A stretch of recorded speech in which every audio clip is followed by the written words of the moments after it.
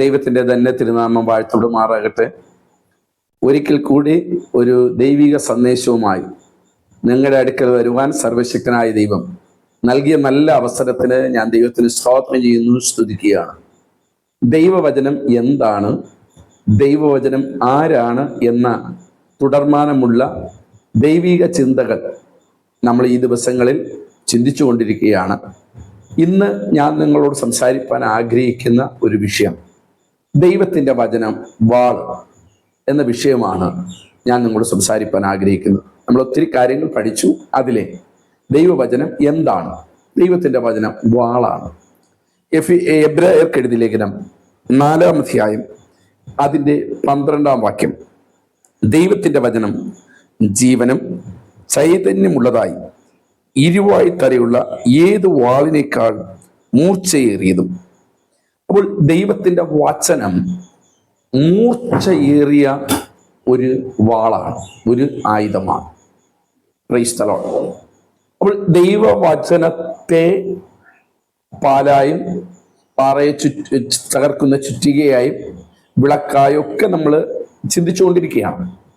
ഇന്ന് നമ്മളോട് ദൈവാത്മാവിന് സംസാരിക്കാനുള്ളത് ഈ ദൈവവചനം എന്താണ് എന്നതിന് ദൈവം നമ്മളോട് പറയുന്നത് ദൈവവചനം ഒരു വാളാണ്. Price the Lord. അതിനെക്കുറിച്ച് ചില വചനങ്ങൾ വേദപുസ്തകത്തിനകത്തുണ്ട്. ആദ്യം അതിലേക്ക് നമുക്കൊന്ന് വരാം. എഫീസ്യ ലേഖനം 6-ാം അധ്യായം 17-ാം വാക്യം, രക്ഷയുടെ തൊപ്പിയും ദൈവവചനമായ ആത്മാവിന്റെ വാളും കൈക്കൊള്ളുവിൻ. ഇനി അടുത്ത വെളിപ്പാട് പുസ്തകം 1-ാം അധ്യായം 16-ാം വാക്യം ഇങ്ങനെ പറയുന്നു, അവന്റെ വായിൽ നിന്നും ഇരുവായ് തലയുള്ള മൂർച്ചയുള്ള വാൾ പുറപ്പെട്ടു. ഇവിടെ ക്രിസ്തുവിന്റെ വായ്ക്കകത്തുനിന്ന് പുറപ്പെടുന്ന വചനത്തെയാണ് ഇവിടെ സൂചിപ്പിക്കുന്നത്. അടുത്ത വാക്യം യെശയ്യാവിൽ 49:2 പറയുന്നു, അവൻ എൻ്റെ വായെ മൂർച്ചയുള്ള വാള് പോലെ ആക്കിയിരിക്കുന്നു. അവിടെ വചനത്തെയാണ് പറയുന്നത്. ഹോശേയുടെ പുസ്തകം 6-ാം അധ്യായം 5-ാം വാക്യം, ഞാൻ പ്രവാചകന്മാരാൽ അവരെ വെട്ടിക്കളഞ്ഞു, എൻ്റെ വായിലെ വചനങ്ങളാൽ അവരെ കൊന്നു. അവിടെ വചനം ശക്തിയായി പ്രവർത്തിക്കുന്നതായി നമുക്ക് കാണാൻ സാധിക്കുന്നു. ഇനി അടുത്ത വെളിപ്പാട് പുസ്തകം 2-ാം അധ്യായം 12-ാം വാക്യം, ഇരുവായ് തലയുള്ള മൂർച്ചയുള്ള വാളുള്ളവൻ അരുളി ചെയ്യുന്നു. നോക്കുക, ഇവിടെ വാൾ എന്നൊക്കെ ദൈവവചനത്തെ കുറിച്ചൊക്കെ ദൈവവചനം നമ്മളെ പഠിപ്പിക്കുകയാണ്. പക്ഷേ ഈ വചനമാകുന്ന വാള് എന്തിനൊക്കെ ഉപയോഗിക്കുന്നു? ഒത്തിരി കാര്യത്തിന് ഉപയോഗിക്കുന്നു എന്ന് നമ്മുടെ സമയത്തിന്റെ പരിധിക്കകത്ത് വെച്ച് 1-2 വിഷയങ്ങൾ മാത്രം നമ്മുടെ ആത്മീയ ജീവിതത്തിന് പ്രയോജനകരമായി തീരാൻ വേണ്ടി മാത്രം ഞാൻ പറയുവാൻ ആഗ്രഹിക്കുന്നു. ഒന്ന്, ഇത് ആത്മീയ യുദ്ധത്തിന് ഉപയോഗിക്കുന്ന ഒരു ആയുധമാണ് ദൈവവചനമാകുന്ന വാള്. മറക്കരുത്, ആത്മീയ യുദ്ധം. 2, നമ്മുടെ ജഡത്തിലെ പാപത്തെ സർജറി ചെയ്യുന്ന, പാപത്തെ എടുത്തു മാറ്റാൻ കഴിവുള്ളതാണ് ദൈവവചനമാകുന്ന വാള്. 3, ഈ വചനം ന്യായവിധിക്ക് വേണ്ടി ഉപയോഗിക്കുന്നു. 4, ഓരോ ഹൃദയങ്ങളെയും പരിശോധിക്കുവാൻ ദൈവവചനം ഉപയോഗിക്കുന്നു. 5, സത്യത്തിൻ്റെ ശക്തി വെളിപ്പെടുത്തുവാൻ ദൈവവചനം ഉപയോഗിക്കുന്നു. ഒത്തിരി കാര്യങ്ങളുണ്ട്, എങ്കിലും ഇതിലെ 1-2 കാര്യങ്ങൾ മാത്രം നിങ്ങളുടെ മുമ്പിൽ പറഞ്ഞ് ദൈവസന്നിധിക്കാനായി. എബ്രായർക്ക് എഴുതിയ ലേഖനം 4-ാം അധ്യായം 12-ാം വാക്യം നമ്മൾ പറഞ്ഞു. അവിടെ പറയുന്നത് ദൈവത്തിന്റെ വചനം ജീവനും ചൈതന്യമുള്ളതായി ഇരുവായ് തലയുള്ള ഏത് വാളിനേക്കാൾ മൂർച്ചയുള്ളതും പ്രാണനെയും ആത്മാവിനെയും സന്ധി മജ്ജകളെയും വേർപെടുത്തും വരെ തുളച്ചു ചെല്ലുന്ന ഹൃദയങ്ങളിലെ ചിന്തകളെയും ഭാവങ്ങളെയും വിവേചിക്കുന്നതും ആകുന്നു. അപ്പോൾ നോക്കണം, ഇവിടെ നമ്മൾ വായിച്ചത് കണ്ടോ, നമ്മുടെ ചിന്തകളെ പോലും ഇവിടത്തെ മെഡിക്കൽ സയൻസ് ഒരു സ്കാനിങ്ങിന് പറഞ്ഞാൽ ഏറ്റവും ചിലവേറിയതായ പല സ്കാനിങ്ങുകളുണ്ട്, പല രീതികളിലും സ്കാൻ ചെയ്യുന്നതുണ്ട്. പക്ഷെ ആ സ്കാനിങ്ങിലൊന്നും നമ്മുടെ വിചാരങ്ങളോ അല്ലെങ്കിൽ നമ്മുടെ ഭാവങ്ങളോ വിവേചിക്കാൻ കഴിയില്ല. ഇന്ന് ദൈവത്തിൻ്റെ വചനമാകുന്ന ഈ വാള് ഒരു സ്കാനിങ് സിസ്റ്റത്തെക്കാൾ അപ്പുറമുള്ളതാണ്. എന്ന് വെച്ചാൽ ദൈവവചനം വാളായി നമ്മുടെ ഉള്ളിലോട്ട് ഇറങ്ങുമ്പോൾ നമ്മുടെ അകത്ത് കിടക്കുന്ന നമ്മുടെ ജഡത്തിലെ ഭാവങ്ങൾ, നമ്മൾ എത്ര പ്രാർത്ഥിച്ചാലും എത്ര ആരാധിക്കുന്നവരാണെങ്കിലും എത്ര ദൈവത്തെ സ്തുതി, നമുക്കൊരു ഭാവമുണ്ട്. നമ്മുടെ ഭാവം അതാർക്കും കാണാൻ പറ്റില്ല, ആർക്കും അറിയാൻ പറ്റില്ല, കൂടെ ഉള്ളവർക്ക് പോലും അറിയാൻ പറ്റില്ല. അത് നമുക്ക് മാത്രമേ അറിയാൻ പറ്റൂ. അതിനെ പോലും വിവേചിക്കാൻ കഴിവുള്ളതാണ് ദൈവത്തിൻ്റെ വചനം എന്ന് പറയുന്നത്. ആമേൻ, ഹല്ലേലൂയ. അപ്പോൾ ശരിക്കും പറഞ്ഞാൽ ഇതൊരു സർജറിക്ക് വേണ്ടി ഉപയോഗിക്കുന്ന ഒരു ആയുധമായി ഇത് ഉപയോഗിക്കുന്നു ദൈവത്തിൻ്റെ വചനം. മനസ്സിലായോ? സർജറിക്ക് നമ്മളെ കൊണ്ടുപോകുമ്പോൾ ആദ്യം ടെസ്റ്റ് ചെയ്യാറുണ്ട്. ടെസ്റ്റ് ചെയ്യുന്ന സമയത്ത് നമുക്കറിയാം, ശരീരത്തിൻ്റെ ഏതെങ്കിലും ഭാഗങ്ങളിൽ ചില മുഴകൾ വളരുകയോ മറ്റെന്തെങ്കിലും വളർച്ചകളോ അല്ലെങ്കിൽ കേടുകളോ ഉണ്ടെങ്കിൽ ഹോസ്പിറ്റലിൽ കൊണ്ടുപോകുന്നു. അവർ സർജറി ചെയ്യാൻ ഡേറ്റ് തരുന്നു, അതിനെ പരിശോധിക്കുന്നു, കാര്യങ്ങളൊക്കെ ചെയ്യുന്നു. അതെന്ത് ചെയ്തു, അതിനെ ആ ഭാഗത്ത് നിന്നും കട്ട് ചെയ്ത് മാറ്റും. ആ കട്ട് ചെയ്ത് മാറ്റുമ്പോൾ ആ മനുഷ്യൻ്റെ ശരീരം പഴയതുപോലെ നന്നായി അദ്ദേഹത്തിന് ജീവിക്കാനും അദ്ദേഹത്തിൻ്റെ കാര്യങ്ങൾ ചെയ്യാൻ കഴിയുന്നു. ഇല്ല, ഇത് ഈ വേസ്റ്റ്, ആവശ്യമില്ലാത്ത വേസ്റ്റ് നമ്മുടെ ശരീരത്തിൽ ഇരിക്കുമ്പോൾ എന്ത് ചെയ്യും, അത് വളരും. അത് വളരുമ്പോൾ എന്ത് ചെയ്യുമെന്ന് ചോദിച്ചാൽ നമ്മുടെ ശരീരത്തിൽ നമ്മൾ കഴിക്കുന്ന ആഹാരമെല്ലാം അത് വലിച്ചെടുക്കും. എന്ന് വെച്ചാൽ ഒരു മരത്തിൽ ഇത്തിള് പിടിച്ചാൽ മരം വലുതാണ്, ഇത്തിള് ചെറുതാണ്. പക്ഷെ ഇത്തിൾ എന്ത് ചെയ്യും, ആദ്യമൊക്കെ ഈ മരത്തിൽ നിന്ന് കിട്ടുന്ന ആഹാരം എടുത്തെടുത്ത് അവസാനം എന്ത് ചെയ്യും, ഈ മരത്തെ നശിപ്പിച്ചു കളയും. ഇതുപോലെയാണ് പാപം. നമ്മുടെ വ്യക്തിപരമായ ജീവിതത്തിൽ ആർക്കും കാണാൻ പറ്റാത്ത ചില പാപങ്ങളുണ്ട്. നമുക്ക് പോലും ചിലത് മനസ്സിലാക്കാൻ പറ്റത്തില്ല. നമ്മൾ പറയുന്ന വാക്കുകളിൽ പോലും നമുക്കത് മനസ്സിലാക്കാൻ പറ്റത്തില്ല. അപ്പോൾ എന്ത് ചെയ്യും, ദൈവവചനമാകുന്ന വാള് നമ്മുടെ അകത്തിറങ്ങി, എന്ന് വെച്ചാൽ നമ്മൾ വചനം എന്ന് പറയുന്നത് അക്ഷരം കൊണ്ട് നിറഞ്ഞ 66 പുസ്തകമല്ല. നമ്മൾ എല്ലാവരും അങ്ങനെ കാണുന്നു. ബൈബിൾ എന്ന് പറയുമ്പോൾ 66 പുസ്തകങ്ങൾ നമ്മൾ അതെടുത്ത് വെച്ച് വായിക്കുന്നു, സ്തോത്രം പറയുന്നു. ഇല്ല, ആ വചനം ജീവനുള്ളതാണ്, അത് ചൈതന്യമുള്ളതാണ്. അത് ആർക്ക്? പഠിക്കുന്നവനല്ല, അത് പ്രാപിക്കുന്നവന്, അത് അനുസരിക്കുന്നവന് ഈ വചനം ജീവനായി പരിണമിക്കും. അങ്ങനെയാണെങ്കിൽ നമ്മുടെ ഉള്ളിൽ നമ്മൾ പോലും കാണാതെ കിടക്കുന്ന നമ്മുടെ ആത്മീയ മനുഷ്യന്റെ ബലഹീനമാക്കുന്ന, നമ്മുടെ ആത്മീയമായ കാഴ്ചപ്പാടുകളെ മങ്ങലേൽപ്പിക്കുന്ന, നമ്മുടെ ആത്മീയ ശബ്ദത്തെ കേൾപ്പിക്കാതെ ചെവി അന്ധമാക്കുന്ന, നമ്മുടെ യാത്രകളെ ക്ഷീണിപ്പിച്ച് കളയുന്ന, മടിപ്പിച്ച് കളയുന്ന, അല്ലെങ്കിൽ തളർത്തി കളയുന്ന, ഹല്ലേലൂയ, ഉള്ളിൽ കിടക്കുന്ന വിചാരങ്ങളെയും ഭാവങ്ങളെ വരെ ദൈവത്തിൻ്റെ വചനം സർജറി ചെയ്ത് കളയുവാനിടയാണ്. മനസ്സിലാവുന്നുണ്ടല്ലോ? അപ്പോഴങ്ങനെയാണെങ്കിൽ പ്രിയ ആന്റിമാരെ, ദൈവദാസന്മാരെ, കുഞ്ഞുങ്ങളെ, നമ്മൾ നിത്യതയുടെ യാത്രയിലാണ്. ഈ നിത്യതയുടെ യാത്രയിൽ നമുക്ക് ലക്ഷ്യമുണ്ട്. എവിടെ? നിത്യതയിലെത്തണം. പക്ഷെ ഈ നിത്യതയിൽ എത്തുന്നതിന് മുമ്പ് നമ്മുടെ ജീവിതത്തിനകത്തുള്ള ചെറിയ പാപം അത് ചെറുതെന്നാണ് തോന്നുന്നു. അത് ഞാൻ കഴിഞ്ഞ 2-3 എപ്പിസോഡിൽ പറഞ്ഞതുപോലെ അത് നമ്മുടെ സ്വഭാവത്തിലായിരിക്കാം, നമ്മുടെ വീഴ്ച, നമ്മുടെ നിസ്സാരമായി കാണുന്ന കാര്യങ്ങൾ. അതിനെന്ത് പെട്ടെന്ന് ആ പാപം നമ്മൾ പോലും അറിയാതെ നമ്മളെ കീഴ്പ്പെടുത്തുക. എന്ന് വെച്ചാൽ ഒരു മരത്തിൽ ഇത്തൾ ആദ്യം പിടിച്ചു നിൽക്കുമ്പോൾ ആരും ശ്രദ്ധിക്കില്ല. പക്ഷേ ചില മാസങ്ങൾ, വർഷങ്ങൾ കഴിയുമ്പോൾ ഈ മരത്തെ മുഴുവനും നശിപ്പിച്ചു കളയും. അപ്പോഴാണ് അതിൻ്റെ ഉടമസ്ഥൻ ശ്രദ്ധിക്കുന്നത്, അയ്യോ ഇതെങ്ങനെയാണ് നശിച്ചത്, എങ്ങനെയാണ് ഫലം കുറഞ്ഞത്, എന്താണ് ഇലകൾ പൊഴിയാൻ തുടങ്ങിയത്, എന്തുകൊണ്ടാണ് ഇത് ഉണക്ക് സംഭവിച്ചത്. അപ്പോഴാ തിരിച്ചറിയുന്നത്. പിന്നീട് നമ്മൾ വെട്ടിക്കളഞ്ഞിട്ട് കാര്യമില്ല. ഇതുപോലെയാണ് നമ്മുടെ കഴിഞ്ഞ നാളുകളിൽ തീ പോലെ നിന്നവർ, ദൈവത്തിന് വേണ്ടി ഇഷ്ടംപോലെ പ്രവർത്തിച്ചവർ, കർത്തൃരാജ്യത്തിന് വേണ്ടി പ്രയോജനപ്പെട്ടവർ, നല്ല ശക്തമായി പ്രവർത്തിച്ച അനേക ദൈവമക്കളുണ്ട്. അവർ ഇന്ന് എന്താണ്? അവർ ആത്മീയമായി ഉണങ്ങിക്കൊണ്ടിരിക്കുകയാണ്. ആത്മീയമായ പച്ച കുറഞ്ഞുകൊണ്ടിരിക്കുകയാണ്. അവിടെ ആത്മീയ ഇല നഷ്ടപ്പെട്ടുകൊണ്ടിരിക്കുകയാണ്. അവിടെ കൃപാവരങ്ങളിലൊക്കെ വേരിയേഷൻ വന്നുകൊണ്ടിരിക്കുകയാണ്. കാരണം അവർ പോലും അറിയാതെ അവർ ഉള്ളിൽ കയറിയ എവിടെയോ ഒരു ചെറിയ പാപം, ആ പാപം അവര് പോലും അറിയാതെ അത് വളർന്നുകൊണ്ടിരിക്കുകയാണ്. അത് ബാക്കിയുള്ള ആത്മീയമായ കാഴ്ചപ്പാടിനെ മങ്ങലേൽപ്പിക്കുന്നു. കേൾവിയെ, ചെവിയെ, അല്ലെങ്കിൽ ദൈവശബ്ദം കേൾക്കാൻ കഴിയാതെ ചെവി അടച്ചു കളയുന്നു. നമ്മുടെ നാവ് തുറക്കാൻ കഴിയാതെ നമ്മുടെ അധരത്തെ ഒതുക്കി കളയുന്നു. മനസ്സിലാകുന്നുണ്ടോ? ഇന്ന് നമ്മളൊന്ന് ചിന്തിക്കണം. ഈ വചന ധ്യാനം ഒരു ചിന്തിക്കാൻ വേണ്ടി വളരെ സിമ്പിളായിട്ടാണ് ഞാൻ നിങ്ങൾക്ക് ഈ വചനം പരിശുദ്ധ നമുക്ക് പറഞ്ഞു തരുന്നത്. അപ്പോൾ നമ്മളൊന്ന് ചിന്തിക്കണം, നമ്മുടെ ആ പഴയ പ്രാർത്ഥനയുണ്ടോ? അതുകൊണ്ടാണ് 51-ാം സങ്കീർത്തനം അതിന്റെ 12-ാം വാക്യത്തിൽ ദാവീദ് ദൈവത്തോട് ഒരു അനുതാപ സങ്കീർത്തനത്തിൽ പ്രാർത്ഥിക്കുന്നത് ഇങ്ങനെയാണ്: ദൈവമേ, രക്ഷയുടെ സന്തോഷം എനിക്ക് തിരിച്ചു തരണമേ. എനിക്ക് രക്ഷയുണ്ട്, പക്ഷെ സന്തോഷം പോയി. ഇന്നും നമ്മുടെ ആത്മീയ ലോകത്ത് അതല്ലേ സംഭവിച്ചിരിക്കുന്നത്. പഴയതുപോലെ പ്രാർത്ഥിക്കാൻ പറ്റുന്നില്ല, ആരാധിക്കാൻ പറ്റുന്നില്ല, പണ്ടത്തെ പോലെ നമുക്ക് ആത്മീയത്തിൽ സന്തോഷിക്കാൻ പറ്റുന്നില്ല. ഇതിനേക്കാൾ വലിയ പ്രശ്നം ഉണ്ടായിരുന്നപ്പോൾ നമ്മൾ ശക്തമായി ആരാധിച്ചവരാണ്. കാരണം എന്താ?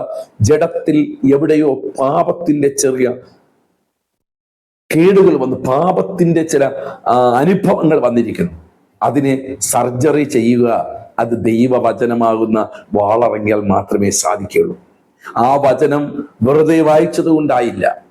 ഈ വചനം ജീവിതത്തിൽ ഏറ്റെടുക്കുമ്പോൾ നിങ്ങൾ ഡെയിലി പാപം ചെയ്യുന്ന ഒരു സ്ഥലം കണ്ടേക്കാം. അല്ലെങ്കിൽ നിങ്ങളുടെ ഊണ് മേശയുടെ മുമ്പിൽ, അല്ലെ, ഡൈനിങ് ടേബിളിന്റെ മുമ്പിൽ മക്കളും എല്ലാവരും വന്നിരിക്കുന്ന സമയത്ത് ആരുടെയെങ്കിലുമൊക്കെ കുറ്റം പറയും. ആ ഫുഡ് കഴിക്കുമ്പോഴും ആരുടെയെങ്കിലുമൊക്കെ കുറ്റം പറഞ്ഞുകൊണ്ടിരിക്കുന്നു പറയും. അതൊരു പാപമാണ്. നമുക്ക് തോന്നും ഈ പാപമല്ല, പക്ഷെ അതൊരു പാപമാണ്. കുറ്റം ആരാണ് പറയുന്നത്? സാത്താൻ. ഞാൻ ഒരു ഉദാഹരണമാണ് പറഞ്ഞത്. പക്ഷെ നമ്മുടെ ആ ചെറിയ പാപം എന്ന് നമുക്ക് തോന്നാത്ത ആ പാപം അത് പിന്നീട് എന്ത് ചെയ്യുന്നു? അത് കുഞ്ഞുങ്ങളിലേക്ക് വ്യാപരിക്കുന്നു, അത് കുടുംബത്തിലേക്ക് വ്യാപരിക്കുന്നു, അത് മൊത്തം വ്യാപരിക്കുന്നു. ഇത് നശിപ്പിക്കുന്നത് നമ്മുടെ പ്രാർത്ഥനാ ജീവിതമാണ്, നമ്മുടെ വിശുദ്ധ ജീവിതമാണ്, നമ്മുടെ ആരാധനയാണ്, ദൈവവുമായിട്ടുള്ള ബന്ധമാണ്. ഇതൊരു ഇത്തിലാണ്. ഇതിനെ സർജറി ചെയ്ത് കളയണം. എന്ന് വെച്ചാൽ നമ്മൾ ഇരുന്ന് പറഞ്ഞ സ്ഥലത്ത് ദൈവത്തോട് ഏറ്റു പറയണം, കരയണം. കർത്താവേ, എൻ്റെ ജീവിതത്തിൽ ഇങ്ങനെയൊക്കെ വന്നുപോയി. ദാവീദ് പറഞ്ഞതുപോലെ, കർത്താവെ, നിർമ്മലമായൊരു ഹൃദയം സൃഷ്ടിച്ച് സ്ഥിരമായൊരു ആത്മാവിനെ എന്നെ പുതുക്കണമേ. നിന്റെ സനി എന്നെ തള്ളിക്കളയരുത്, നിന്റെ ആത്മാവിനെ എടുത്തുകളയരുത്. കർത്താവ്, ഈ സോപ്പ് കൊണ്ട് എന്നെ നന്നായി കഴുകണമേ, മഞ്ഞുപോലെ വെളുക്കുവാൻ എന്നെ കഴുകണമെന്ന് അവൻ പ്രാർത്ഥിച്ചതുപോലെ. പ്രിയമുള്ളവരെ, ഈ വചനം ഇറങ്ങിയാൽ മാത്രമേ ആ തെറ്റുകളെയൊക്കെ നമുക്ക് മനസ്സിലാക്കാൻ പറ്റുകയുള്ളൂ, ആ ബലഹീനതകളെ മനസ്സിലാക്കാൻ പറ്റുകയുള്ളൂ. ഇല്ലെങ്കിൽ ഒരിക്കലും നമുക്ക് മനസ്സിലാക്കാൻ പറ്റത്തില്ല. പ്രാർത്ഥിക്കാം, ആരാധിക്കാം, അന്യഭാഷ പറയാം. ഞാൻ എപ്പോഴും പറയാറുള്ളത് പോലെ, നിങ്ങളുടെ ജസ്റ്റ് മെസ്സേജ് തരാൻ വരുന്ന ദൈവദാസന്മാർ ഒരു ഉണർവിനെ കുറിച്ച് പറഞ്ഞിട്ട് പോകാം, അല്ലെങ്കിൽ പ്രവാചകന്മാർ വന്നിട്ട് വരാനുള്ള കാര്യങ്ങൾ പറഞ്ഞിട്ട് പോകാം. പക്ഷെ ഈ സാധനം ഇവിടെ കിടക്കുന്ന കാലം നിങ്ങളുടെ വാക്തത്വങ്ങൾ പുറത്തു വരില്ല. ഇന്ന് ദൈവത്തിന്റെ പരിശുദ്ധാത്മാവ് ആരോടൊക്കെ പറയുന്നു, വചനം ഇറങ്ങിച്ചെല്ലട്ടെ. ചില സർജറികൾ നിങ്ങളുടെ കുടുംബത്തിൽ നടക്കാനുണ്ട്, നിങ്ങളുടെ തലമുറയിൽ നടക്കാനുണ്ട്, നിങ്ങളിൽ നടക്കാനുണ്ട്, നമ്മുടെ സഭകളിൽ നടക്കാനുണ്ട്. ദൈവവചനം ഇറങ്ങട്ടെ. ദൈവവചനത്തിന്റെ ആഴങ്ങളിലേക്ക് പോകാം. ഈ ആഴത്തിലേക്ക് പോകുക എന്ന് പറയുമ്പോൾ നിങ്ങൾ ചിന്തിക്കരുത്, കുറെ ബൈബിളുകൾ, വിവിധ വേർഷനിലുള്ള ബൈബിളുകൾ എടുത്തു വെച്ച് എഴുതി വയ്ക്കുന്നതല്ല. ചിലർ അങ്ങനെ ചിന്തിക്കുന്നവരുണ്ട്. അതല്ല ഞാൻ പറയുന്നത്. മണിക്കൂറോളം ബൈബിളിന്റെ മുമ്പിൽ ഇരുന്ന് കാണാപ്പാഠം പഠിക്കുന്നതല്ല. ഒരു വചനം നിങ്ങൾ ഒരു ദിവസം പഠിച്ചാൽ ആ വചനം നിങ്ങളുടെ ജീവിതത്തിൽ കൊണ്ടുവരണം, നിങ്ങളുടെ വ്യക്തിപരമായ അനുഭവത്തിൽ കൊണ്ടുവരണം. ആ വിഷയത്തിന് എതിരെ ശത്രു ചിലതൊക്കെ കൊണ്ടിടും. അപ്പോൾ ഏതുകൊണ്ട് ജയിക്കണം? വചനം കൊണ്ട് ജയിക്കണം. അപ്പോഴാണ് മനസ്സിലാകുന്നത് ആ വചനം എൻ്റെ ജീവിതത്തിൽ വന്നു, അല്ലെങ്കിൽ എൻ്റെ ജീവിതത്തിൽ അനുഭവമായി വന്നു. മനസ്സിലാകുന്നവർക്കായി ഞാൻ സ്തോത്രം ചെയ്തു. പ്രിയമുള്ളവരെ, ഈ സർജറി നമ്മിൽ നടക്കാത്ത കാലം നമ്മൾ ആത്മീയമായി പട്ടുകൊണ്ടിരിക്കുകയാണ്, ആത്മീയമായി തകർന്നുകൊണ്ടിരിക്കുകയാണ്. ഒരു നിമിഷം നിങ്ങൾ ചിന്തിക്കണം, ആ രക്ഷിക്കപ്പെട്ട് കയറി വന്നപ്പോൾ ഉണ്ടെന്ന ആത്മീയ തീഷ്ണതയുണ്ടോ? ആ പഴയ പ്രാർത്ഥനാ ജീവിതമുണ്ടോ? ആ പഴയ ആരാധന ജീവിതമുണ്ടോ? ദൈവത്തിന് വേണ്ടി ഓടാനുള്ള ആവേശം നമുക്കുണ്ടോ? ഒന്ന് ചിന്തിച്ചു നോക്കണം. വളരെ സിമ്പിളാണല്ലോ. ഒന്ന് ചിന്തിച്ചു നോക്കണം, നമുക്ക് പറ്റുന്നുണ്ടോ? പണ്ട് ആരാധന എന്ന് കേൾക്കുമ്പോൾ എന്തോ ഒരു സന്തോഷമായിരുന്നു, കൺവെൻഷൻ എന്ന് കേൾക്കുമ്പോൾ എന്തൊരു ആനന്ദമായിരുന്നു. ഇന്ന് എല്ലാം കുറ്റം പറഞ്ഞ് എന്നും പള്ളിയിൽ ഇങ്ങനെയുള്ളൊരു ചിന്ത ഇനി പ്രാർത്ഥിക്കാൻ വൈകിട്ട് ഇരിക്കുമ്പോൾ 7 മണിക്ക് അല്ലെങ്കിൽ 6 മണിക്ക് നമ്മൾ വിരിച്ച് നമ്മളെല്ലാവരുമായി ഇരിക്കുന്ന ഒരു സ്വഭാവം ഉണ്ടായിരുന്നു. അതിന്നുണ്ടോ? രാത്രി ഒറ്റയ്ക്കിരുന്ന് ദൈവത്തോട് പക്ഷപാതം ചെയ്ത അനുഭവം ഇന്നതുണ്ടോ? പ്രഭാതത്തിൽ എഴുന്നേറ്റിരുന്ന് പ്രാർത്ഥിച്ചവർ ഉണ്ടായിരുന്നു. അതിന്നുണ്ടോ? അപ്പോൾ നമ്മൾ ചിന്തിക്കണം, ഇത് കുറഞ്ഞിട്ടുണ്ടെങ്കിൽ അതിൻ്റെ അർത്ഥം ഇത്രയേ ഉള്ളൂ, നമ്മുടെ ആത്മീയ ജീവിതത്തിനകത്ത് എവിടെയോ കേട് സംഭവിച്ചു പോയി. ആ കേട് സംഭവിക്കാൻ 3 ദിവസത്തെ ഉപവാസ പ്രാർത്ഥനയല്ല വേണ്ടത്. ദൈവവചനമാകുന്ന ഈ വാള് നമ്മുടെ അകത്തിറങ്ങണം. കേട്ടോ, അവിടെ നിങ്ങൾ 4-ാം അധ്യായം എബ്രായർക്കെഴുതിയ ലേഖനം 4:12 പറയുന്നത്, ആത്മാവിനെയും സന്ധിമജ്ജകളെയും വേർപിടിക്കുന്നത് വരെ തുളച്ചു ചെല്ലുന്ന, അത് ഹൃദയത്തിലെ ചിന്തകളെയും പാപങ്ങളെ വരെ വിവേചിക്കുക. അവിടെ ഹൃദയത്തിന്റെ ചിന്തകളെ പോലും വിവേചിക്കാൻ കഴിവുള്ളതാണ് ദൈവത്തിന്റെ വചനം. മനസ്സിലാവുന്നു? ആ വിവേചിക്കാൻ നമുക്ക് കഴിയുമെങ്കിൽ നമ്മുടെ ഉള്ളിനകത്തുള്ള വേസ്റ്റ് മാറണം. ആവശ്യമില്ലാതെ വളർന്നു നിൽക്കുന്ന പാപത്തിന്റെ കട്ടി ചെയ്ത് മാറ്റണം. എങ്കിൽ മാത്രമേ നിങ്ങളുടെ ആത്മീയ ജീവിതത്തിൽ വളർച്ചയുണ്ടാകുകയുള്ളൂ. നമ്മളൊന്ന് ആ പാപം ഒന്ന് മാറ്റി നോക്കട്ടെ, പാപം ഒന്ന് അകന്നു നോക്കട്ടെ, ആ പാപം നമ്മളിൽ നിന്നും വിട്ടു പോകട്ടെ. നമ്മുടെ വളർച്ച ഭയങ്കരമായിരിക്കും. സ്തോത്രം, ഹല്ലേലൂയ.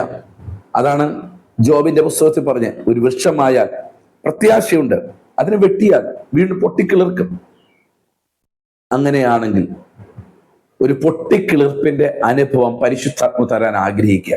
പക്ഷെ വചനം വാളായി അകത്തിറങ്ങും. ഒരു സർജറി ഇന്ന് രാവിലെ നടക്കട്ടെ. നിങ്ങൾ സ്വയം പരിശോധിക്കേണ്ട. നമ്മളുടെ യാത്ര നിത്യതയുടെ യാത്രയാണ്. നമ്മളിവിടെ ആരെയും കാണിക്കാനല്ല ആത്മീയത നടത്തരുത്. ഞാനൊരു വലിയൊരു ആത്മീയരെന്ന് നടിക്കാൻ വേണ്ടിയൊന്നും അല്ല നമ്മൾ പ്രസംഗിക്കുകയും ശുശ്രൂഷ നടത്തുകയും ചെയ്യുന്നു. എനിക്ക് നിത്യതയിൽ പോകണം. എനിക്ക് വല്ല വിധേനയും മരിച്ചവിടെ നിന്നുള്ള ഒരു പുനരുത്ഥാനം വേണമെന്ന് പൗലോസ് അപ്പച്ചൻ പറഞ്ഞതുപോലെ നമുക്കും അങ്ങനെ ഉണ്ടായിരിക്കണം. വല്ല വിധേനയും മരിച്ചവരുടെയുള്ള ഒരു പുനരുത്ഥാനം. എൻ്റെ ആത്മീയത ഞാൻ ആരെയും കാണിക്കേണ്ട ആവശ്യമില്ല. ആരും എന്നെ നല്ലതൊന്നും പറയേണ്ട ആവശ്യമില്ല. എനിക്ക് നിത്യത എത്തണം. ഈ ഒരു ചിന്ത നിങ്ങളുടെ അകത്തുണ്ടെങ്കിൽ നമ്മൾ ഇന്ന് രാവിലെ ഈ കേൾക്കുന്ന വചനത്തിന് മുമ്പ്, കർത്താവേ, എൻ്റെ ജീവിത യാത്രയെ തടഞ്ഞു വെക്കുന്ന, എനിക്ക് മുമ്പിലോട്ട് പോകാൻ തടസ്സമായി നിൽക്കുന്ന, എൻ്റെ ആത്മീയ ജീവിതത്തെ തടഞ്ഞു വെക്കുന്ന ഏത് പാപമാണ് എൻ്റെ ജഡത്തിലുള്ളത്, അതിനെ ദൈവവചനമാകുന്ന വാള് കൊണ്ടുവന്ന് ഒന്ന് സർജറി ചെയ്യാൻ ഇന്ന് രാവിലെ സർജറി ടേബിളിൽ ഒന്ന് കിടന്നുകൊടുക്ക സമർപ്പിക്കാൻ പറ്റുമോ? പരിശുദ്ധാത്മാവിൽ ഞാൻ പറയുന്നു, ഒന്ന് സമർപ്പിച്ചു കൊടുക്കാൻ പറ്റുമെങ്കിൽ, കർത്താവേ, ഈ വചനം എന്നെ ഒന്ന് സമർപ്പിച്ച് തരുന്നെന്ന് പറയാൻ പറ്റുമെങ്കിൽ, ഞാൻ അതിനെ ഏൽപ്പിച്ച് തരാൻ പറ്റുമെങ്കിൽ, ഇന്ന് രാവിലെ ഈ ടേബിളിൽ ഒരു സർജറി നടക്കും. ആ സർജറി കഴിയുമ്പോൾ നിങ്ങൾ പഴയതിനേക്കാൾ ഒരു പുതിയ ശക്തിയോടുകൂടെ കർത്താവിന് വേണ്ടി പ്രയോജനപ്പെടും. 2, ഈ വചനത്തിന്റെ വാളിന്റെ വേറൊരു പ്രത്യേകതയുണ്ട്. എഫേസ്യ ലേഖനം 6-ാം അധ്യായം 17-ാം വാക്യം. എഫേസ്യർക്ക് എഴുതിയ ലേഖനം 6-ാം അധ്യായം നിങ്ങൾക്ക് എല്ലാവർക്കും സുപരിചിതമായ ഒരു ഭാഗമാണല്ലോ. 6-ാം അധ്യായം അതിന്റെ 17-ാം വാക്യം ഇങ്ങനെ വായിക്കുന്നു: രക്ഷ എന്ന ശിരസ്ത്രവും ദൈവവചനം എന്ന ആത്മാവിന്റെ വാളും കൈക്കൊള്ളുവിൻ. ആത്മാവിന്റെ വാൾ ഞാൻ നേരത്തെ പറഞ്ഞു, ഒരു സർജറിക്ക് വേണ്ടി വചനത്തിന്റെ വാൾ ഉപയോഗിക്കുന്നു. ഇപ്പോൾ ഞാൻ പറയുന്നത് ഇതൊരു യുദ്ധത്തിന് വേണ്ടി ഈ വചനം ഉപയോഗിക്കുന്നു. എന്താണ് യുദ്ധം? ആരോടാണ് യുദ്ധം? വചനം വെച്ച് യുദ്ധം ചെയ്യുന്ന ദൈവദാസന്മാരുണ്ടെന്ന് എനിക്കറിയാം. വിശ്വാസികളുമുണ്ട്. വചനം പറയും, വചനം പറഞ്ഞ് അവരോട് അവരുടെ വായടയ്ക്കുന്നവരുണ്ട്. അത് ദൈവവചനം അറിയാത്ത ഉപദേശിമാരും അറിയാത്ത വിശ്വാസികളുമാണ്. നമ്മൾ ഈ ഭൂമിയിലുള്ള ആരോടും വചനം കൊണ്ട് പോരാടാനല്ല, വചനം കൊണ്ട് അവരെ സ്നേഹിക്കാനാണ് ദൈവവചനം നമുക്ക് തന്നിട്ടുള്ളത്. പക്ഷേ നമുക്ക് പോരാട്ടമുണ്ട്. ആരോടാണ്? നമ്മൾ ഒരു ആത്മീയൻ അല്ലെങ്കിൽ നിത്യതയ്ക്ക് വേണ്ടി യാത്ര ചെയ്യുന്നവൻ, അവൻ ആരാണ്? ഒരു ആത്മീയ യുദ്ധത്തിൽ നിൽക്കുന്ന ഒരു പോരാളിയാണ്, അല്ലെങ്കിൽ ഒരു സോൾജിയറാണ്, ഒരു പട്ടാളക്കാരൻ, ദൈവത്തിന്റെ സോൾജിയറാണ്. രക്ഷയുടെ അനുഭവത്തിൽ വന്നു കഴിഞ്ഞാൽ അവൻ ആത്മീയമായ പോർക്കളത്തിലാണ് നിൽക്കുന്നത്. അതുകൊണ്ടാണ് ദൈവദാസന്മാർ ആയിരിക്കുന്ന പലരും പറഞ്ഞു കേട്ടിട്ടുണ്ട്, നമ്മളൊരു കളിക്കളത്തിലല്ല നിൽക്കുന്നത്, ഒരു പോർക്കളത്തിലാണ്. കളിക്കളത്തിൽ നിൽക്കുന്നവന് അവിടെ തട്ടി ബോൾ തട്ടി ഇപ്പുറത്തോട്ട് തട്ടാം, ചിലപ്പോൾ അവന് ജയിച്ചെന്ന് വരാം, തോൽവി അടഞ്ഞെന്ന് വരാം. തോറ്റു കഴിഞ്ഞാൽ വീണ്ടും അടുത്തൊരു ഗെയിമുണ്ട്, അതിൽ രക്ഷപ്പെടാം, അല്ലെങ്കിൽ അടുത്ത വർഷം വരും. പക്ഷെ പോർക്കളം അങ്ങനെയല്ല. തല പോയാൽ പിന്നീട് എന്ത് ചെയ്യാൻ പറ്റില്ല, അവന്റെ ജീവിതത്തിൽ ഒരിക്കലും അവന് യുദ്ധക്കളത്തിൽ നിൽക്കാൻ പറ്റത്തില്ല. ഇത് തന്നെയാണ് ആത്മീയ ലോകത്തും. ഇന്ന് നമ്മൾ കാണുന്ന ആത്മീയ ലോകം ഒരു കളിക്കളമായി മാറുകയാണ്. കാരണം സാത്താനോട് പന്ത് തട്ടുന്ന ഒരു ആത്മീയ ലോകത്താണ് നമ്മൾ ജീവിക്കുന്നത്. അത് കണ്ട് നിങ്ങൾ ഈ വചനത്തെ ചേർക്കരുത്. നമുക്കതിനെ അങ്ങോട്ട് വിടാം. അത് പിശാചുമായിട്ടുള്ള കളിയാണ്. പിശാച് തന്നെ അവർ ട്രെയിനിങ് കൊടുക്കുന്നുണ്ട്. ആ ട്രെയിനിങ്ങിൽ പോകുന്നവരെ അതിനൊന്നും നമ്മൾ തുടരുത്, അതങ്ങ് നിന്നോട്ടെ. പക്ഷെ ദൈവം നമ്മളെ ഒരു സോൾജിയർ ആയിട്ടാണ്, ആത്മലോകത്തിലെ യുദ്ധക്കളത്തിലെ ഒരു പടയാളിയായിട്ടാണ് ദൈവം തെരഞ്ഞെടുത്തത്. അപ്പോസ്തലനായ പൗലോസ് അപ്പച്ചൻ പറഞ്ഞ ഒരു വാക്ക് 4-ാം അധ്യായം, എഫേസ്യർക്ക് എഴുതിയ ലേഖനം 4-ാം അധ്യായം അതിന്റെ 10-ാം വാക്യം, ഒടുവിൽ കർത്താവിലും അവന്റെ അമിത ബലത്തിലും ശക്തിപ്പെടുവിൻ, പിശാചിന്റെ തന്ത്രങ്ങളോട് എതിർത്ത് നിൽപ്പാൻ കഴിയേണ്ടതിന് ദൈവത്തിന്റെ സർവായുധ വർഗം ധരിച്ചു. നമുക്ക് ശ്രദ്ധിച്ച് കേൾക്കണേ. അടുത്ത്, നമുക്ക് പോരാട്ടമുള്ളത് ജഡരക്തങ്ങളോടല്ല. അപ്പോൾ ദൈവമക്കൾക്ക് പോരാട്ടമുള്ളത്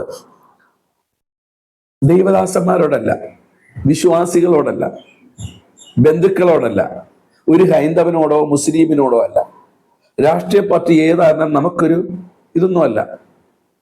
നമുക്ക് ഏത് രാഷ്ട്രീയ പാർട്ടി വന്നാലും അവരെ ഒന്നും നമുക്ക് വിദ്വേഷത്തോടെ കാണാനുള്ള പ്രമാണം വേദപുസ്തകം തരുന്നില്ല. ഈ വചന നമുക്ക് പോരാട്ടമുള്ളത് ജഡരക്തങ്ങളോടല്ല, എന്നുവെച്ചാൽ മാംസരക്തങ്ങളോടല്ല. മനസ്സിലായില്ലേ? ഇവരോട് ആരോടും നമുക്കൊരു പോരാട്ടം വരാനും പാടില്ല, അവരോട് യുദ്ധം ചെയ്യാൻ നമുക്ക് വചനപ്രകാരം പ്രമാണമില്ല. Price the Lord. നമുക്ക് എല്ലാ രാഷ്ട്രീയക്കാരും ഒരുപോലെയാണ്. BJP-ക്കാരാണെന്നും കോൺഗ്രസ്സുകാരാണെന്നും കമ്മ്യൂണിസ്റ്റുകാരാണെന്നും ഇനി വേറെ ഏത് രാഷ്ട്രീയ പാർട്ടി, നമ്മൾ ഈക്വലാ, നമ്മൾ തുല്യരാ. അവരോട് നമുക്ക് പ്രതികാരമില്ല. നമ്മുടെ വീട്ടിൻ്റെ അടുത്ത് ഒരാൾ നമ്മളോട് എന്നും പ്രശ്നം ഉണ്ടാക്കും, നമുക്ക് അവരോട് പോരാട്ടമില്ല. നമ്മുടെ ദൈവസഭകളെ തകർക്കാൻ ഒരാൾ ശ്രമിക്കുന്നു, നമുക്ക് അവരോട് പോരാടാൻ പാടില്ല. ഇതാണ് വിശുദ്ധ വേദപുസ്തകം പറയുന്നത്. ഒരുത്തൻ നമ്മളെ ആക്രമിക്കാൻ വന്നാൽ പോലും അവനോട് നമുക്ക് പോരാട്ടം പാടില്ല. സ്തോത്രം. ഇന്നത്തെ ആത്മീയ ലോകം നോക്കിടും എല്ലാം നേരെ തിരിച്ച. നമ്മുടെ പ്രധാനപ്പെട്ട ആത്മീയ നേതാക്കന്മാർ പോലും ചില രാഷ്ട്രീയക്കാരുടെ അടുക്കൽ ചെന്നിട്ട് ഞങ്ങൾ നിങ്ങൾക്ക് സപ്പോർട്ട് ചെയ്ത് വരാം. എത്ര മണ്ടത്തരമാണ്, എത്ര മോശമാണ്, എത്രമാത്രം ദൈവവചനത്തിൽ നിന്ന് അവരെത്ര താണുപോയെന്ന് നിങ്ങൾ ചിന്തിക്കണം. നമുക്കാരോടും സപ്പോർട്ടില്ല. ഈ ലോകത്ത് ജനിച്ച എല്ലാവരും നമ്മുടെ സഹോദരന്മാരാണ്, സഹോദരിമാരാണ്. കാരണം ജഡരക്തങ്ങളാണ്. എന്റെ രക്തമാണ് കോൺഗ്രസ്സുകാരന്റെ മേലും കമ്മ്യൂണിസ്റ്റുകാരന്റെ മേലും BJP-കാരന്റെ മേലും ഹിന്ദുവിന്റെ മേലും മുസ്ലിമിന്റെ മേലും എല്ലാവരുടെ മേലും എന്നെ പോലുള്ള രക്തമാണ് ഒഴുകുന്നത്. അവർ കർത്താവിന്റെ മക്കളാണ്. അതാണ് കർത്താവിന്റെ വചനം, ദുഷ്ടന്മാരുടെ മേലും നല്ലവരുടെ മേലും ഞാൻ മഴ പെയ്യിക്കും. ദൈവത്തിന് മുഖപക്ഷമില്ല. അപ്പോൾ ഇവിടെ വായിക്കുന്നത് നമുക്ക് ജഡരക്തങ്ങളോടല്ല. നിങ്ങൾ ശ്രദ്ധിച്ച് കേൾക്കണം. നമുക്ക് പോരാട്ടമുള്ള നാത്തൂനോടല്ല, അമ്മായിയോടല്ല, അമ്മാവനോടല്ല, സഹോദരന്മാരോടല്ല, പാസ്റ്റേഴ്സിനോടല്ല. പിന്നെ ആരോടാ? നമ്മളെല്ലാവരും മിക്ക ദൈവദാസന്മാരും പറഞ്ഞു കേട്ടോ, നമുക്ക് അവർക്ക് വേണ്ടി പ്രാർത്ഥിക്കാം, അവർ ഒതുക്കട്ടെ, അവരെ നമ്മൾ ശരിക്കും ഒന്ന് ചിന്തിക്കണം. നമ്മളോട് ദൈവവചനം പറയുന്നത് ഇവരോടൊന്നും അല്ല നമ്മുടെ പോരാട്ടമുള്ളത്. നമുക്ക് പോരാട്ടമുള്ളത് വാഴ്ചകൾ, അവരെ വാഴുന്ന, ലോകത്തെ വാഴുന്ന വാഴ്ചകളുണ്ട്. 2, അധികാരങ്ങളുണ്ട്. 3, അന്ധകാരത്തിലെ ലോകാധിപതികളോടും സ്വർലോകത്തിലെ ദുഷ്ടാത്മസേനയോടും അത്രേ. ഈ 4 ശക്തികളോട് ഓരോ ദിവസവും ഒരു ദൈവ പൈതൽ ഫൈറ്റ് ചെയ്തേ പറ്റൂ. ഇതാണ് സ്പിരിച്വൽ വാർ, ആത്മീയ യുദ്ധം എന്ന് പറയുന്നത്. പുറമേ നമുക്ക് ചിലതൊന്നും കാണാൻ പറ്റുന്നില്ല, പക്ഷേ ആത്മയുദ്ധം ഇന്ന് നടന്നുകൊണ്ടിരിക്കുക. ഞാനിവിടെ പ്രസംഗിക്കുമ്പോഴും എനിക്കൊരു ആത്മയുദ്ധം നടക്കുകയാണ്.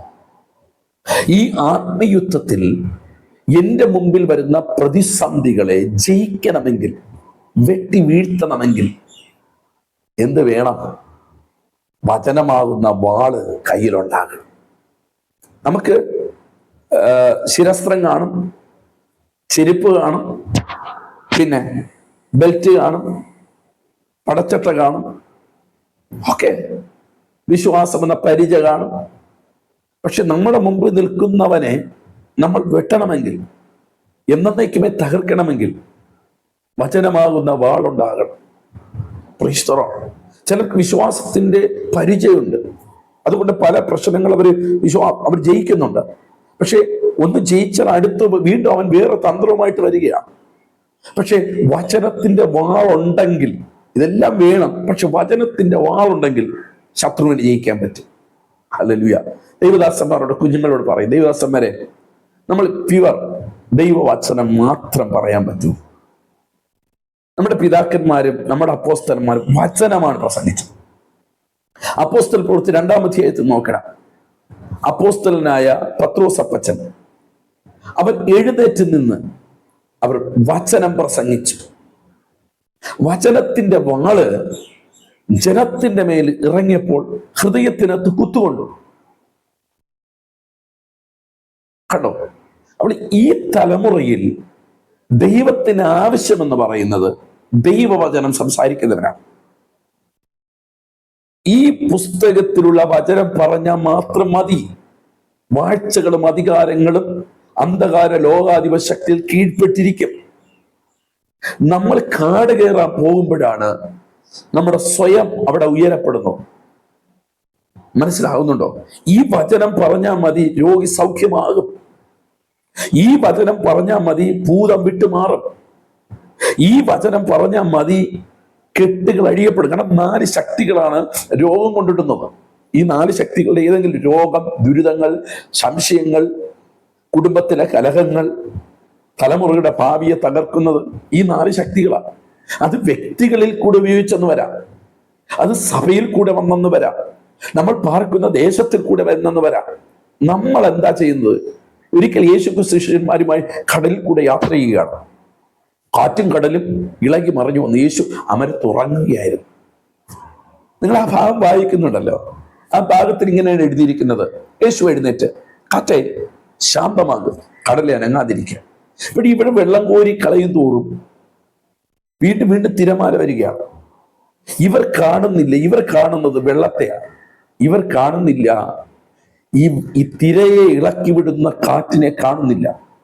ഇതുപോലെ പല വീടുകൾക്കകത്ത് വലിയ പ്രശ്നങ്ങൾ.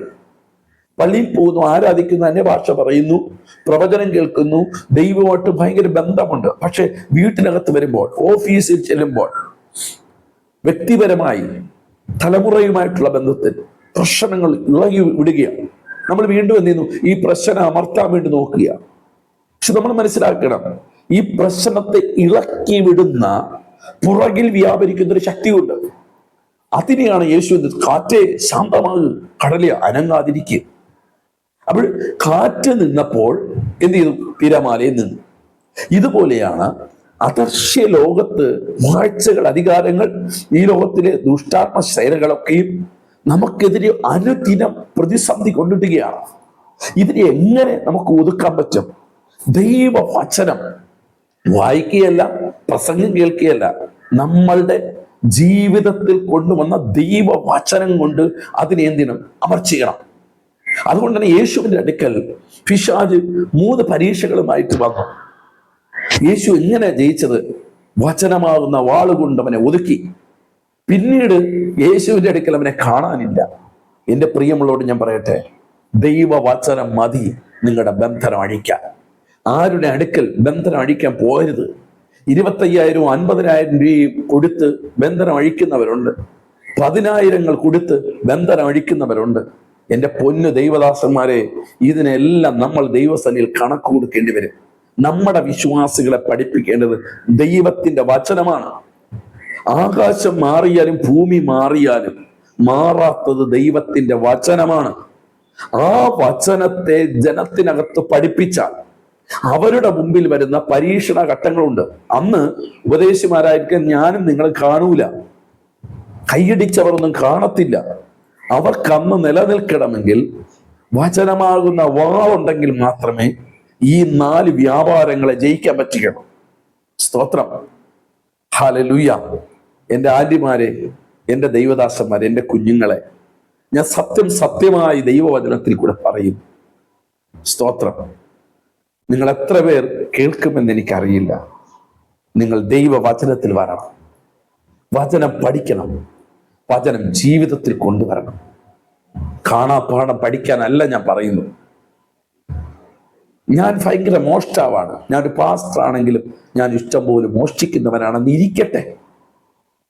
ഒരു മോഷ്ടിക്കരുത് എന്ന വചനം ഞാൻ വായിക്കുമ്പോൾ അന്ന് ഞാൻ ദൈവസന്നിധിയിൽ നെടുമ്പാടെ കരഞ്ഞ് നിലവിളിച്ച്, അപ്പാ ഞാൻ ഇനി ചെയ്യത്തില്ല, നിന്റെ രക്തത്താൽ കഴുകണമേ എന്ന് പറഞ്ഞ ആ വചനം എൻ്റെ ജീവിതത്തിലേക്ക് ഞാൻ അംഗീകരിക്കുമ്പോൾ നാളെ ഇതിനേക്കാൾ വലിയ മോഷ്ടിക്കാൻ ഒരു സാഹചര്യം ഉണ്ടായിരുന്നാലും എൻ്റെ അകത്ത് കിടക്കുന്ന വചനം അതിനെ തടുത്തു നിർത്തും. മനസ്സിലായോ? ഞാൻ അതിലെന്ത് ചെയ്തു? ജയിച്ചിരിക്കുകയാണ്. ഒരു കള്ളം പറയാൻ വരുമ്പോൾ എൻ്റെ അകത്ത് കിടക്കുന്ന വചനം പറയുന്നു, ഫോഷ്ക്ക് പറയാൻ പാടില്ല. ഞാൻ വായിച്ച വചനം വായിച്ചു വിടുകയല്ല, എൻ്റെ ഹൃദയത്തിനകത്ത് കിടന്ന് പറയും, നോ, പാടില്ല, ഞാൻ ഫോഷ്കിൽ നിന്നും ഒഴിഞ്ഞു മാറും എന്നതിൻ്റെ അർത്ഥം ഞാൻ പിശാച് കൊണ്ടിട്ട് അതിൽ ഞാൻ ജയിച്ചു. ഇങ്ങനെ ജയിച്ച് വരുന്ന ഒരു ജയാളിയെ ചേർക്കാനാണ് യേശു വരുന്നത്. ആമേൻ. അപ്പോൾ നിങ്ങൾ മനസ്സിലാക്കുക, വാള് ജയിക്കണം. നമ്മൾ പരീക്ഷയിൽ ജയിക്കണം, പ്രതിസന്ധികൾ വരുമ്പോൾ ജയിക്കണം, പിശാച് കൊണ്ടുവരുന്ന ഓരോ പ്രലോഭനങ്ങളെ ജയിക്കണം. പാസ്റ്ററെ, ഞാൻ ഒരു കാര്യം ചോദിച്ചോട്ടെ? നമ്മുടെ കുഞ്ഞുങ്ങൾ കോളേജിലും ബാംഗ്ലൂരും തിരുവനന്തപുരത്തും അമേരിക്കയിലും അവിടെ ഇവിടേക്ക് പഠിക്കാൻ പോകുന്നു. നിങ്ങൾ കൊടുത്ത കുറച്ച് വചനമുണ്ട്. വചനം, ജീവിക്കുന്ന വചനം അവിടെ ഉള്ളിലുണ്ടെങ്കിൽ അവർ ഒറ്റയ്ക്കാണ് പോകുന്നത്, ഒറ്റയ്ക്കാണ് ജീവിക്കുന്നത്. ഒത്തിരി പ്രലോഭനങ്ങൾ വരും. അന്ന് ആ കൊച്ചു പിടിച്ചു നിൽക്കണമെങ്കിൽ നിങ്ങൾ കൊടുത്ത സത്യവചനം ഉള്ളിനകത്തുണ്ടെങ്കിൽ പ്രലോഭനങ്ങളെ ജയിക്കാൻ പറ്റും, പാപത്തെ ജയിക്കാൻ പറ്റും. ഇന്ന് തലമുറകൾ എവിടെയാണ്? തലമുറകൾ പാപത്തിലാണ്. പാപത്തിൽ കിടക്കുന്ന ഒരു ആത്മീയ ലോകത്തിലെ തലമുറകളെയാണ് നാം കണ്ടുകൊണ്ടിരിക്കുന്നത്. കാരണം എന്ത്? ഒരു തലമുറ നമ്മളെ ദൈവവചനം പഠിപ്പിച്ചു, അടുത്ത തലമുറ ദൈവവചനം പഠിപ്പിച്ചില്ല. അവർക്ക് വേണ്ടത് വിടുതലാണ്, അവർക്ക് വേണ്ട ജലമാണ്, അവർക്ക് വേണ്ടി രോഗശാന്തിയാണ്, അവർക്ക് വേണ്ടി ഭൂതശാന്തിയാണ്. അതിനു വേണ്ടി ദൈവവചനത്തിനകത്തില്ലാത്ത സകല കാര്യങ്ങളും സഭകൾക്കകത്ത് കൊണ്ടുവന്നു. ഇത് പിശാചിന്റെ ഒരു തന്ത്രമാണ്. ആന്റി, നിങ്ങൾ അങ്ങനെ ഒരു സഭയിൽ പോകരുത്. ദൈവദാസന്മാരെ, നിങ്ങൾ അങ്ങനെ ഒരു സഭയിൽ പോകരുത്. കുഞ്ഞെ, നീ അത് പോകരുത്. ഇന്ന് ഇതൊരു സുഖമായി തോന്നും, ഇന്ന് ജഡത്തിന് സന്തോഷമായി തോന്നും, ഇന്ന് ജഡത്തിന് ഇത് ആനന്ദമായി തോന്നും. നാളെയുടെ നിളകളിൽ ഒരു പ്രലോഭനം പിശാച് കൊണ്ടിടുമ്പോൾ നിങ്ങളുടെ തലമുറയുടെ ഭാവി തീർന്നിരിക്കുക. രാഷ്ട്രീയത്തിലും അതുപോലെ തന്നെ പാപത്തിലും മയക്കുമരുന്നിനടിമയായും ഈ ലോകത്തിന്റെ പച്ചയായ മ്ലേച്ഛതകളിലേക്കും നമ്മുടെ തലമുറകൾ ഒഴുകിക്കൊണ്ടിരിക്കുകയാണ്. ആരുടെ തലമുറ? വിശുദ്ധന്റെ തലമുറ, വേർപാട് കാത്തി സൂക്ഷിച്ചവന്റെ തലമുറ, ദൈവത്തെ ആരാധിക്കുന്നവരുടെ കുടുംബങ്ങൾ, അങ്ങനെയുള്ള സഭകൾ. എൻ്റെ പ്രിയമുള്ളൊരു കാരണം എന്തെന്നറിയണ്ടേ?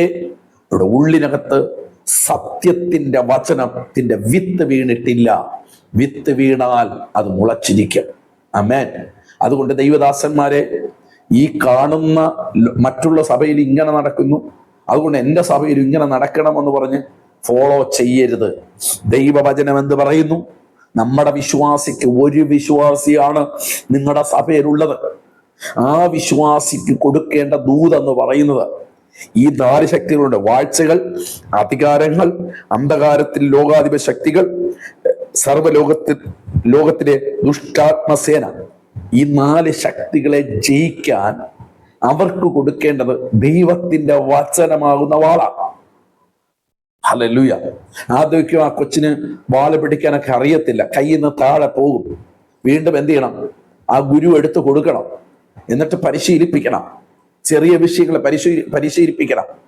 എങ്കിൽ മാത്രമേ ഈ 4 ശക്തികൾ ഒരു ദൈവ പൈതലിന്റെ നേരെ അനുദിനം വെല്ലുവിളിച്ചുകൊണ്ടിരിക്കുക. ഇതിനെ തകർക്കണം. നമ്മളിപ്പോഴും പറഞ്ഞു കൊടുക്കുന്ന എന്താണ്? നമ്മുടെ അയൽവാസി നമ്മുടെ മരത്തിലെ കൊമ്പ് വെട്ടിക്കളഞ്ഞു, നമ്മളവിടെ ഒരു ഉപവാസ പ്രാർത്ഥന വയ്ക്കും, കർത്താവെ സന്ദർശിക്കണമേ. നമ്മളെ സന്ദർശനം എന്താണ്? മാനസാന്തരപ്പെടാനുള്ള സന്ദർശനമല്ല. നമ്മളെന്താണ്? അവന്റെ കൈ ഒടിയണം, അവന്റെ കാലൊടിയണം, അവൻ 10 ദിവസം ആശുപത്രി കിടക്കണം. നമുക്ക് എന്തൊരു സന്തോഷം! ഇതാണ് ഇന്നത്തെ തിയോളജിക്കാർ പഠിപ്പിക്കുന്നത്. മനസ്സിലായില്ലേ? ഇന്നത്തെ പാസ്റ്റർമാർ പഠിപ്പിക്കുന്ന ഇത് ദൂത് ഇതാണ്. ഇതല്ല ദൂത്, ഇതൊന്നും അല്ല ദൂത്. ഇതാണ് സത്യം, ഇതാണ് നീതി. ഹല്ലേലൂയ. ദൈവവചനം പറഞ്ഞു കൊടുക്കണം. അവൻ മരത്തിന്റെ കൊമ്പൊടി വെട്ടി, വെട്ടി. നമുക്ക് കൊമ്പല്ലേ പോയുള്ളൂ. അവനെ വിദ്വേഷത്തോടെ കാണാൻ പാടില്ല. അവരെ സ്നേഹിക്കാൻ പറ്റുമെങ്കിൽ അവനെ നമുക്ക് നേടാൻ പറ്റും. ആ സ്നേഹം കൊടുക്കണമെങ്കിൽ നമ്മുടെ അകത്ത് എന്തുണ്ടാകണം? വചനത്തിന്റെ വാളുണ്ടാകണം. അവന്റെ അകത്ത് വ്യാപരിച്ച ഈ ലോകത്തിലെ ദുഷ്ടശക്തിയാണ് ആ മരത്തിന്റെ കൊമ്പ് മുറിപ്പിച്ചത്.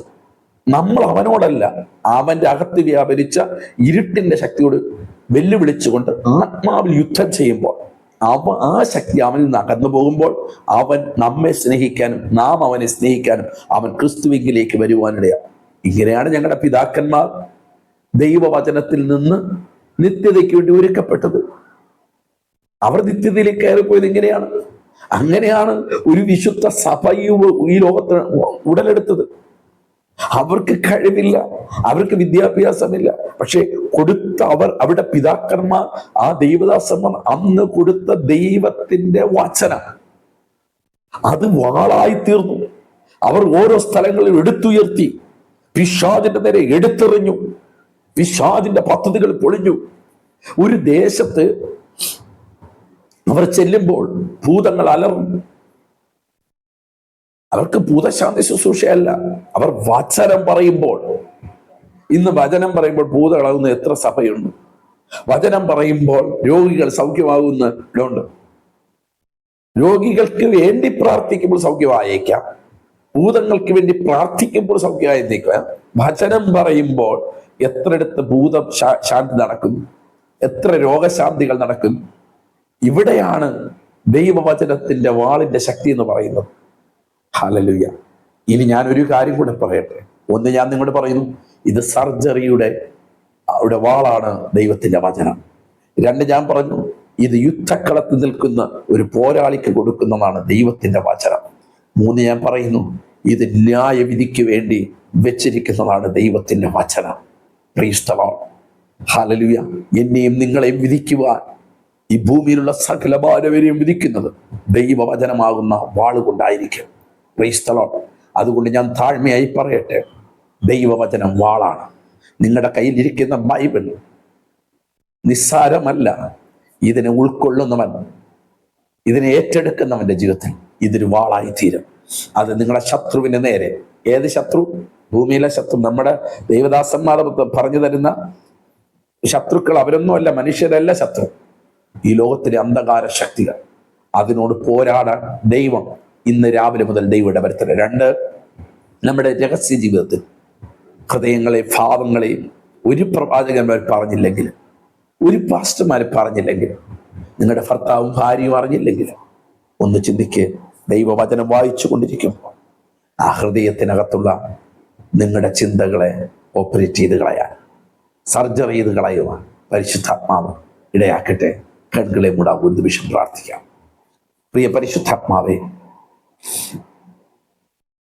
നാളുകളായി, വർഷങ്ങളായി പാപം വളർന്ന് വളർന്ന് വളർന്ന് ആത്മീയത തകർന്ന് പൊയ്ക്കൊണ്ടിരിക്കുന്ന ആരോ ഈ വചനങ്ങൾ കേൾക്കുന്ന പപ്പ, ഇന്ന് രാവിലെ ഈ വചനം അവർക്ക് ഇത് നൽകുമ്പോൾ, ഇന്ന് മുതൽ ഈ വചനം അവരുടെ കയ്യിലിരിക്കുന്ന ബൈബിൾ അക്ഷരമാലകളായിട്ട് കാണാതെ, അതൊരു മത്സരത്തിന് ഉപയോഗിക്കാതെ ശരിക്കും ഒരു സർജറി ടൂളായിട്ട് പാപത്തെ ഇളക്കി മാറ്റുന്ന, ഇരുട്ടിന്റെ വ്യാപാരത്തെ ചൂതുമാറ്റുന്ന, അഹങ്കാരത്തിന്റെയും അഹംഭാവത്തിന്റെയും രഹസ്യഭാവത്തിന്റെയും മോഹത്തിന്റെയും ഷാഢ്യത്തിന്റെയും കോപത്തിന്റെയും കർത്താവെ ജീവിതത്തിന്റെ മലിനതയുടെയും എവിടെയെങ്കിലും രഹസ്യ ജീവിതത്തിൽ അവരുടെ ജഡത്തിൽ നിത്യതയ്ക്ക് തടസ്സമായി നിൽക്കുന്ന എന്തെങ്കിലും ഇന്നിവർ കർത്താവെ ഈ വചനത്തിൽ കൂടെ കാണുമ്പോൾ ആ വചനമാകുന്ന വാള് അവിടെ സർജറി ചെയ്യട്ടെ എന്ന് ഞാൻ പ്രാർത്ഥിക്കുന്നു.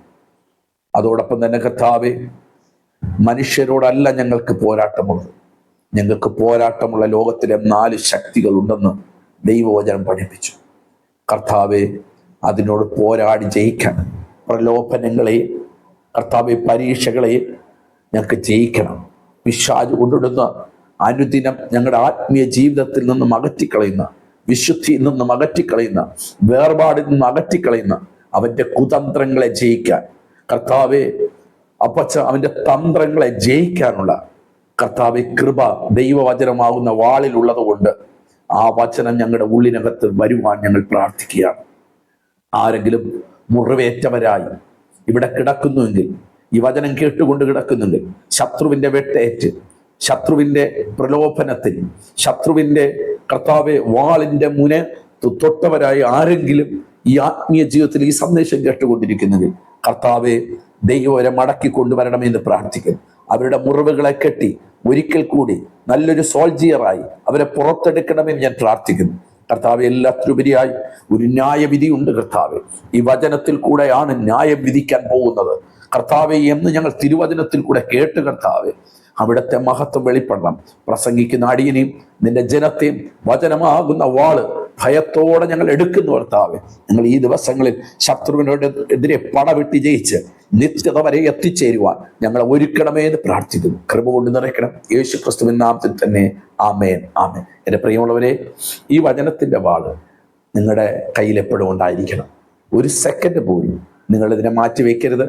നിങ്ങൾ എവിടെ പോയാലും, ഒരു കല്യാണത്തിനാകട്ടെ, മരണത്തിനാകട്ടെ, എവിടെ ആയിരുന്നാലും, നിങ്ങളുടെ ആലയത്തിലാകട്ടെ, നിങ്ങളുടെ മാർക്കറ്റിൽ പോകുമ്പോഴാകട്ടെ, നിങ്ങളുടെ യാത്രയിൽ, നിങ്ങളുടെ ഉറക്കത്തിൽ എപ്പോഴും വചനത്തിന്റെ വാള് നിങ്ങളുടെ കൂടെ ഉണ്ടാകണം. കാരണം അവരേത് സമയവും തന്ത്രപൂർവ്വം വരാം. അപ്പോൾ അതിനെ ജയിക്കുവാൻ പരിശുദ്ധാത്മാവ് നിങ്ങളെ സഹായിക്കുമാറുണ്ട്. ഈ സന്ദേശം നിങ്ങളുടെ ജീവിതത്തിൽ ഒരു മാറ്റുകൂട്ടിയെങ്കിൽ, മാറ്റം വരുത്തിയിരിക്കുന്നെങ്കിൽ, ഏതെങ്കിലും ഒരു സർജറി നടന്നുകൊണ്ടിരിക്കുന്നെങ്കിൽ നിശ്ചയമായും ആ വിടുതൽ ഒരിക്കലും നഷ്ടപ്പെടുത്തരുത്. ഇത് നിങ്ങൾക്ക് പ്രയോജനപ്പെട്ടെങ്കിൽ നിങ്ങളുടെ സ്നേഹിതർക്ക്, നിങ്ങളുടെ സഭയിലുള്ളവർക്ക്, നിങ്ങൾക്ക് വേണ്ടപ്പെട്ടവർക്ക് നിങ്ങൾ ഷെയർ ചെയ്യുക. ക്രിസ്തു രാജ്യത്തിൽ അവരെയും കൂടെ നമുക്ക് പങ്കാളിയാക്കാൻ കർത്താവ് നിങ്ങളെ സഹായിക്കട്ടെ. ആമേൻ, ആമേൻ.